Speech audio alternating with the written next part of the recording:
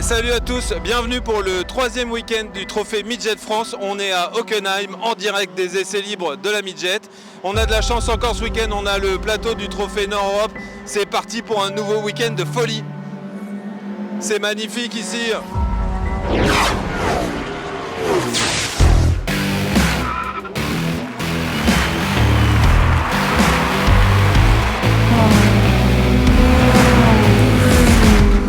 Alors comme je vous le disais, on est à Hockenheim pour la troisième manche du trophée Midget France. Et Hockenheim, j'aime bien, c'est un circuit qui est pas bidon. On va le découvrir ce circuit, on va aller notamment au stadium qui est très beau, qui est un stade pour les véhicules, qui a été conçu comme un stade de foot mais pour voir des véhicules rouler, notamment la Formule 1. On va faire un focus particulier sur deux juniors qui se battent en tête du championnat pour rattraper le Danois Auguste Terbo qui depuis Nogaro occupe justement la tête de ce championnat. On va aussi aller à la rencontre de Amaury Richard qui est le team manager de MV2S, c'est un team que je connais bien, je me suis incrusté pendant 3 ans avec la Midget 7. Et dans cette Midget 7, on a deux invités très spéciaux. Léo Payen, qui a pris la tête d'une organisation qui promeut les pilotes, qui s'appelle SO24, et un jeune pilote, Rechad de Gérus, c'est pas facile à dire, qui a fini 3e des 24 heures du Mans en LMP2 récemment. Et qui dit Midget TV dit local de l'étape. Et le local de l'étape, c'est Jérôme Thiel, très intéressant. Il habite pas très loin d'ici, il parle allemand, pas moi.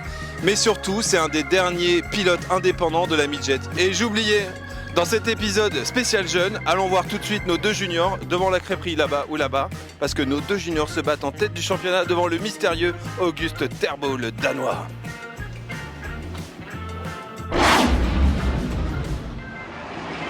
Merci le Ton de m'avoir passé le téléphone.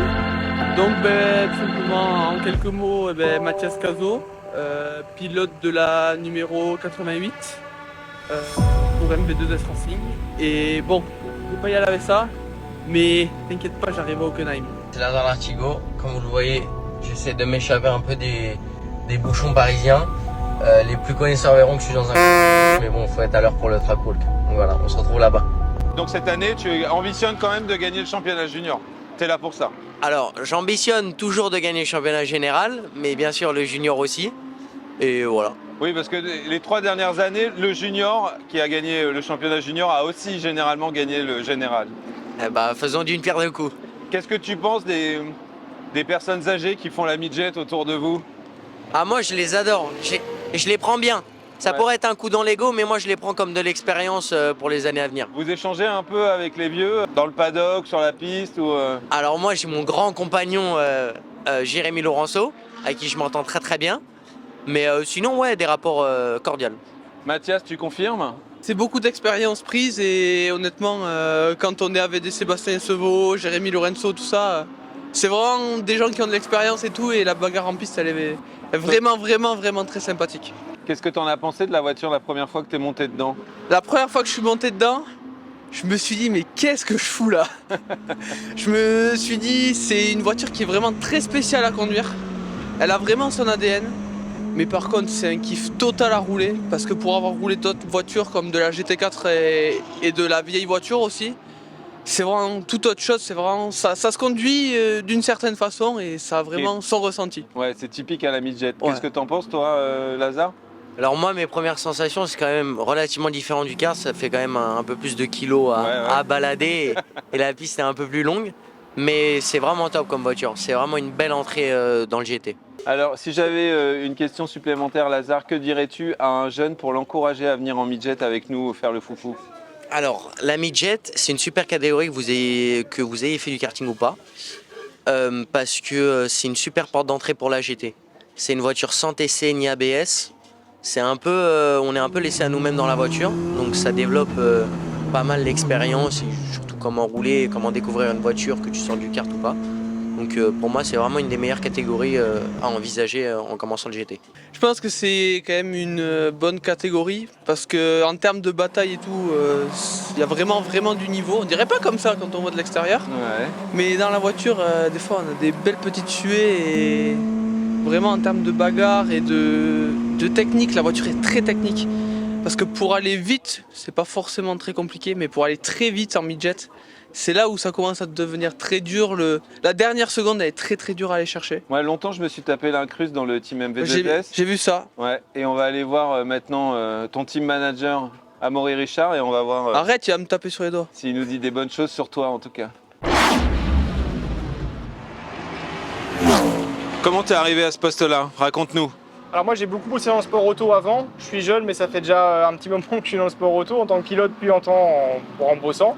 J'ai géré le championnat de France F4 pendant plusieurs saisons, j'ai fait une petite période chez Ligier pendant quelques mois et depuis septembre dernier j'ai eu l'opportunité d'être directeur chez MV2S et en fait cette opportunité elle est arrivée parce que je connais très bien Stéphane Roux qui est le créateur de MV2S.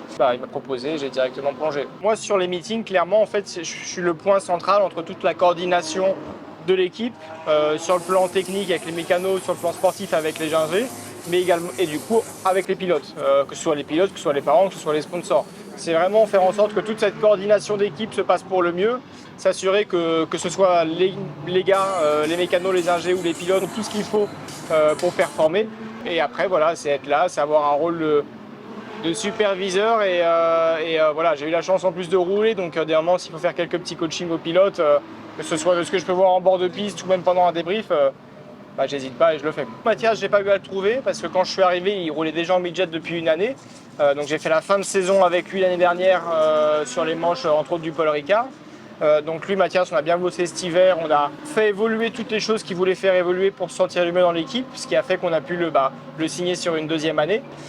Et pour ce qui est d'Auguste, il a fait une manche avec nous l'année passée, qui était la manche de Spa en midget Nord-Europe. Et ça a vraiment très vite accroché, ça s'est très bien passé. Et du coup, voilà, il était très vite intéressé pour faire le double programme cette année, ce qui a permis de le signer également. Donc ces deux jeunes-là, on a mis pas mal de choses en place pour qu'ils aient vraiment une nouvelle fois tout à leur disposition pour performer. Et on voit que ça marche plutôt bien, donc c'est cool. De manière générale, nous on est un peu tous sportifs. Si on est là, c'est qu'on aime le sport, c'est qu'on aime le sport auto. Et qu'on a des jeunes qui veulent viser les victoires générales, c'est toujours un plus. Donc moi, à chaque fois, si je peux avoir des jeunes dans cette voiture-là, là avec plaisir, envoie-les-moi. Bon je vais aller voir nos invités dans la Midget 7. Merci beaucoup Amaury, je te trouve très brillant et bien organisé. Tout l'inverse de moi. Oh, t'es gentil. Allez, salut.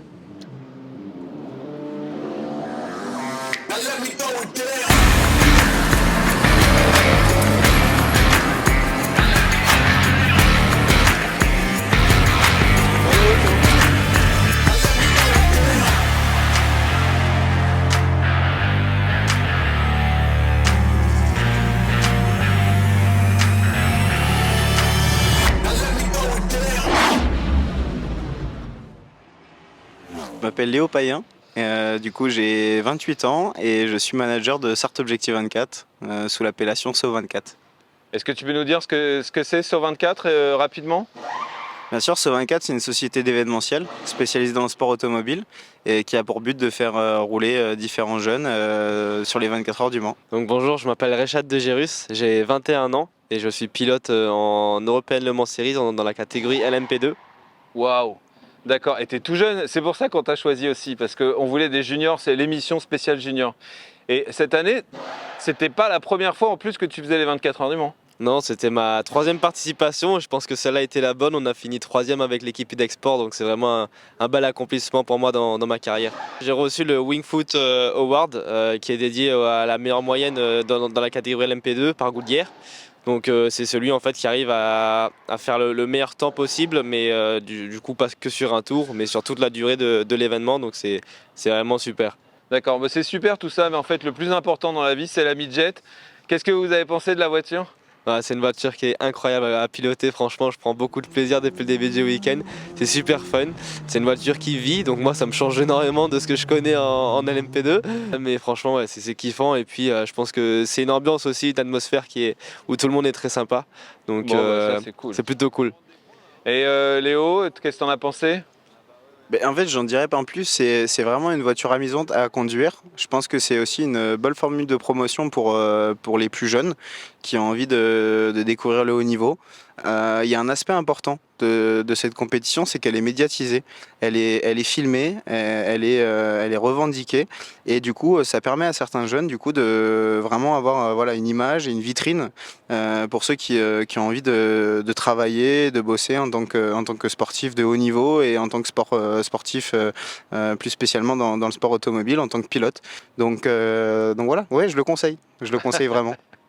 Bon bah les gars, c'était super. Je vous propose qu'on aille boire l'apéro dans la tente de la Midjet. Je récupère mon micro, merci. Et c'est par là. On se rejoint dans 5 minutes. Let's go. Ça marche ? Allez, je vais sauter le muret.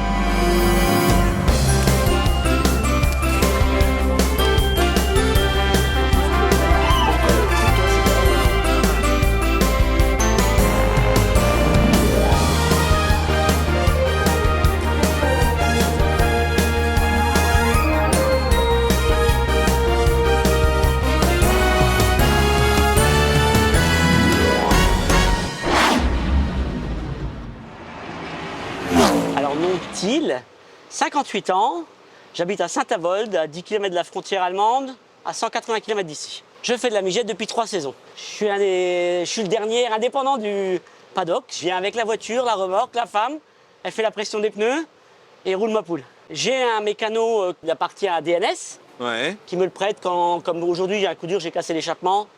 Il me met à disposition et on fait un peu de troc, je fais de la carrosserie. Je regrette beaucoup de ne pas avoir démarré junior, parce que j'ai absolument pas les bases, j'ai commencé comme un vieux, et j'ai appris sur le tas, mais j'ai que progressé. En 10 ans, j'ai que progressé. Si j'ai le budget, si mes sponsors me suivent, je continue à Midjet l'année prochaine. Ma femme, c'est mon bras droit, ma jambe gauche, elle s'occupe de toute la tendance, je ne m'occupe que de la voiture et de rouler presque. Alors ce que j'aime et ce que je pense de la Midjet, c'est que c'est une super voiture, abordable, violente, virile, sauvage et tellement de bonheur.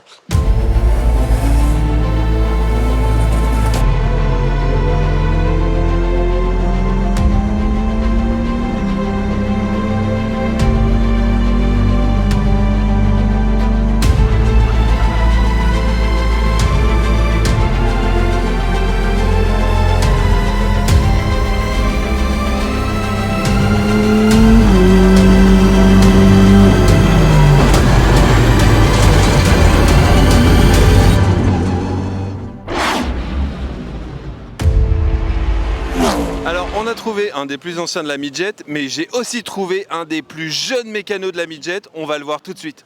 Il s'appelle Tommy, mais je vais quand même lui redemander son prénom. Salut, comment tu t'appelles ? Bonjour, je m'appelle Tommy Rible, j'ai 21 ans et je suis en apprentissage chez VPS Racing. Comme formation, je suis à l'école de la performance à Nogaro. Écoute, explique-nous un peu ce que c'est l'école de la performance et comment tu y es arrivé toi en fait. C'est une école qui permet de se préparer au métier du sport automobile, que ce soit au niveau du circuit ou de la préparation au moteur, ils font les deux. Et moi, je suis passionné donc plus par le circuit, sport automobile. Je me suis de suite intéressé à cette école et j'ai eu la chance d'y rentrer. Aujourd'hui ça va, c'est sympa, les conditions sont pas trop dures, il fait juste 40 degrés sous les tentes et on va bosser toute la nuit.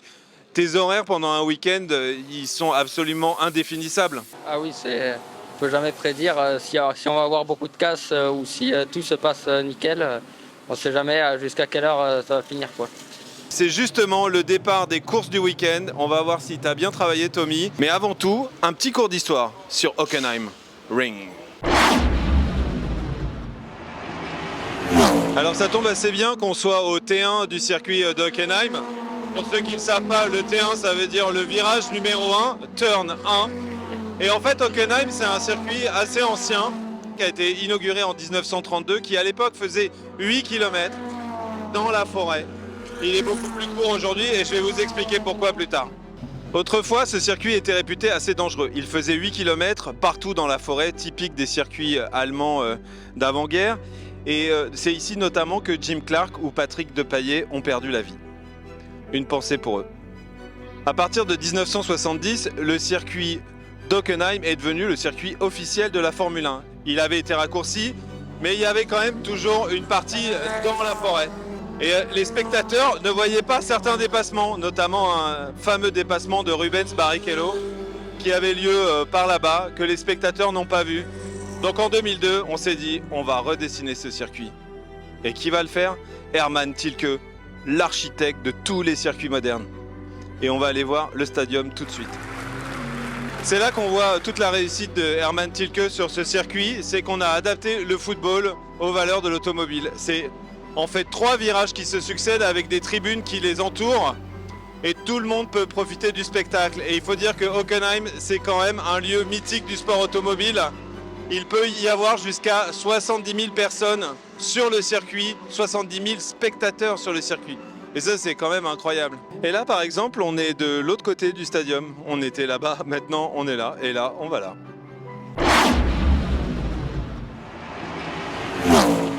Alors nous sommes présentement avec une légende de la midget, Jérémy Lourenço. Les jeunes que nous avons suivis ce week-end nous ont beaucoup parlé de toi. Tu trouves ça étonnant ou pas ? Ouais, je pense que c'est bon signe. Ça veut dire que dans ce corps de gentleman qu'on voit assez robuste, assez magnifique, assez élégant, il y a quand même un peu de jeunes qui est encore en moi. Donc c'est peut-être pour ça. Moi j'aimais beaucoup me battre avec toi en piste, même si tu étais souvent devant. Bref, écoute, je pense que du coup ça me donne l'idée du prochain épisode à Manicourt, ce sera sur les gentlemen. Ouais. Est-ce que tu seras disposé à nous accueillir ?